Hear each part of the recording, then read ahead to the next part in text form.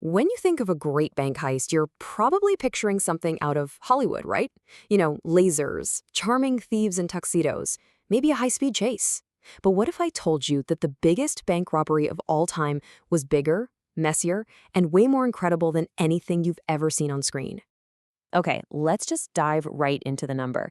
Get this, the total haul, when you adjust for the modern value of gold and all the other assets, was over $1 billion. It's a number so huge, it completely rewrites the history books on crime. And that's the central mystery here, isn't it? If this was the most profitable robbery ever, by a long shot, why has it been almost totally forgotten? Why isn't this story everywhere? Well, that's the puzzle we're going to piece together. Yeah, forget what you know from the movies. The real story involves a brutal civil war, this unbelievable alliance between PLO commandos and the Corsican mafia, and it all went down in 1976, right in the heart of Beirut. To even begin to understand how this was possible, you first have to understand the location, because the crime scene wasn't just a bank, it was an entire city that had literally collapsed into total chaos. See, before the war, Beirut was legendary. It was called the Paris of the Middle East for a reason. It was this glamorous financial capital, a playground for the rich and famous. Thanks to its super strict banking secrecy laws, kind of like Switzerland's, it was the place where everyone, from oil sheiks to huge corporations, stashed their fortunes. Then, in 1975, civil war broke out, and that beautiful city just shattered. As you can see, by 1976, the financial district was a full-blown war zone. Society had just stopped. There were no police, no laws, no order, just different groups fighting for every single block.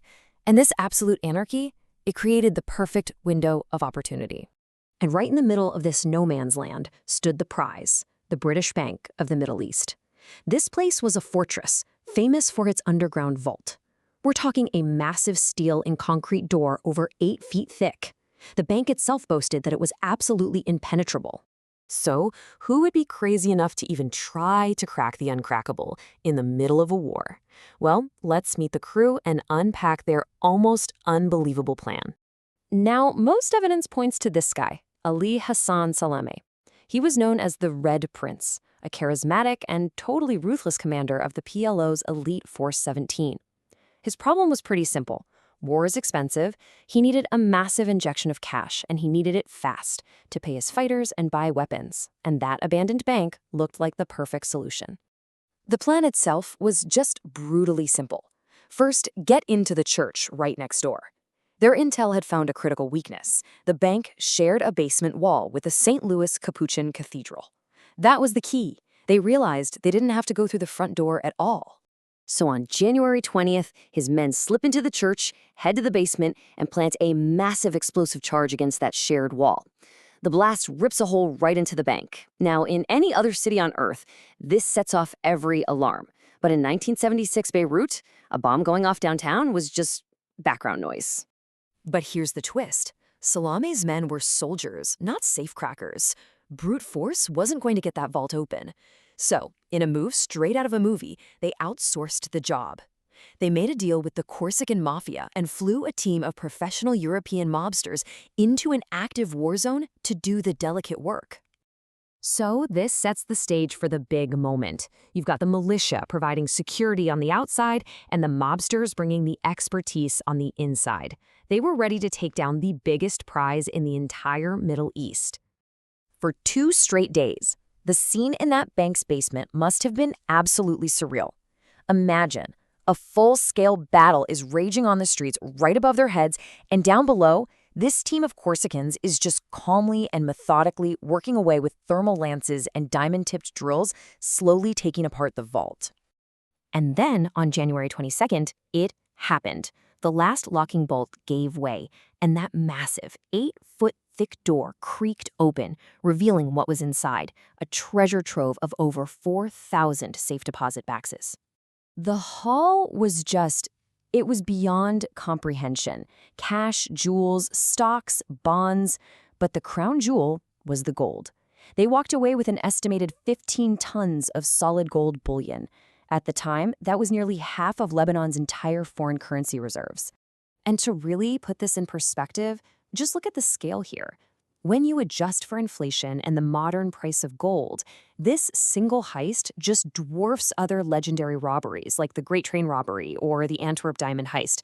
I mean, it's not even in the same league. It's on a whole other planet. So they have $1 billion in loot. How on earth do you get away with it? Well, this is where the story gets even more unbelievable. Their getaway was flawless, mainly because there was no one around to stop them. The Corsicans just loaded their cut onto a private plane and flew away. A few weeks later, the PLO loaded 3 trucks of golden cash onto a cargo plane and flew it directly to Geneva, where it all just vanished into the Swiss banking system.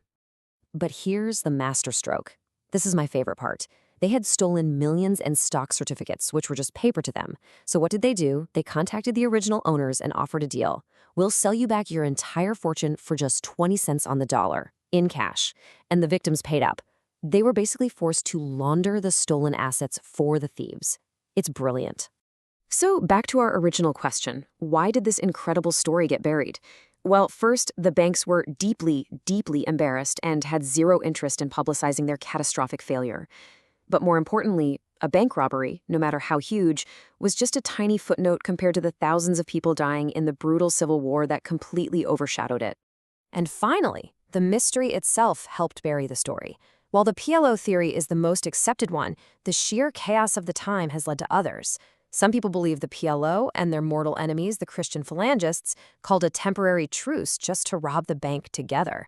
There's an even wilder theory that British SAS commandos did it to recover sensitive MI6 documents, and they just took the gold as a bonus.